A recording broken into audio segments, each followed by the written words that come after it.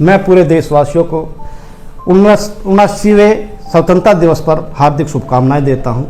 All India media association का राष्ट्रीय संगठन मंत्री और मेरठ का जिला अध्यक्ष होने के नाते मैं अपने सभी पदाधिकारियों सदस्यों को भी हार्दिक शुभकामनाएं प्रेषित करता हूं। देश की शासन सत्ता की से हमें जो आताताई सत्ता थी उससे हमें आज़ादी मिल चुकी है और अब हमें आवश्यकता है कुछ ऐसे मुद्दों की, ऐसी समस्याओं से मुक्ति पाने की जिससे देश खुशहाल हो।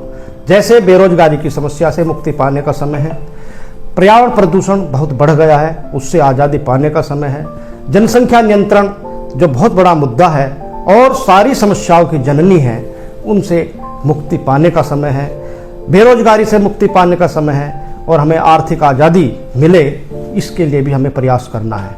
देश की एकता और अखंडता बनी रहे, भाईचारा सहिष्णुता जन जन तक पहुंचानी है। सभी से हम अपेक्षा करते हैं कि वे भी इसका अनुसरण करेंगे और देश को उन्नति के मार्ग पर ले जाएंगे। हमारा विजन 2047 तक इस देश को विश्व गुरु बनाने का है, उसके लिए हम सभी का समन्वित प्रयास इसे आगे ले जाएगा, मेरे ऐसा मानना है। और मैं पुनः सभी देशवासियों को, ऑल इंडिया मीडिया एसोसिएशन के सभी सदस्यों और पदाधिकारियों को इस 79वें स्वतंत्रता दिवस पर हार्दिक शुभकामनाएं प्रेषित करता हूं। बहुत बहुत धन्यवाद। प्रिय देशवासियों और हमारे आईमा के सभी सदस्यों को स्वतंत्रता दिवस की 79वीं वर्षगांठ पर बहुत बहुत शुभकामनाएं।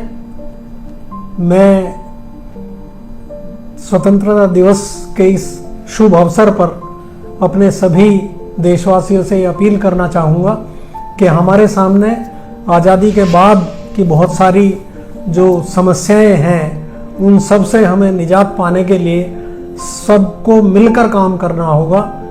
आज़ादी में अपना बलिदान देने वाले हमारे वीर शहीदों ने जिस हमारे राष्ट्र की, भारत राष्ट्र की कल्पना की थी उसके लिए हम सबको मिलजुल कर प्रयास करना पड़ेगा, जिसका सबसे पहला वर्तमान परिस्थिति में हमें अपनी सेनाओं का मनोबल ऊंचा बनाने रखने के लिए अपनी सेनाओं को समर्थन देना होगा, उनकी कार्रवाई का समर्थन देना होगा और वर्तमान सरकार द्वारा देश हित में किए जा रहे सभी कामों के लिए हमें उन्हें समर्थन देना होगा। सामाजिक समस्याओं के लिए बहुत सारी चीज़ें हमारे सामने हैं, जैसे पर्यावरण और प्रदूषण, जहां हमारी जिम्मेदारी सिर्फ शिकायत करने या कहने की जगह हमें अपने आसपास का जो स्थान और जगह है उसे प्रदूषण मुक्त भी रखना होगा और स्वास्थ्य और सफाई का विशेष ध्यान रखना होगा। पारिवारिक एकता हमारे लिए देश की एकता से पहले है। अपने सभी परिवारों को एक रखना होगा। अपने बच्चों में जब तक संस्कार, धर्म और संस्कृति के प्रति सम्मान नहीं जताएंगे, उनमें जागृत नहीं करेंगे, तब तक हमारी आने वाली पीढ़ियां अपने गौरव और अभिमान से दूर रहेंगी। इसलिए जरूरी है कि हमारी आने वाली पीढ़ियों को भी अपने धर्म, संस्कृति और संस्कार से जोड़ें, उन्हें ऐसे राष्ट्रीय अवसरों पर उन्हें जाने के लिए प्रेरित करें। इन्हीं सब शब्दों के साथ मैं अपने सभी देशवासियों को और आईमा के सदस्यों को बहुत बहुत हार्दिक बधाई और शुभकामनाएं देता हूं। धन्यवाद। जय हिंद।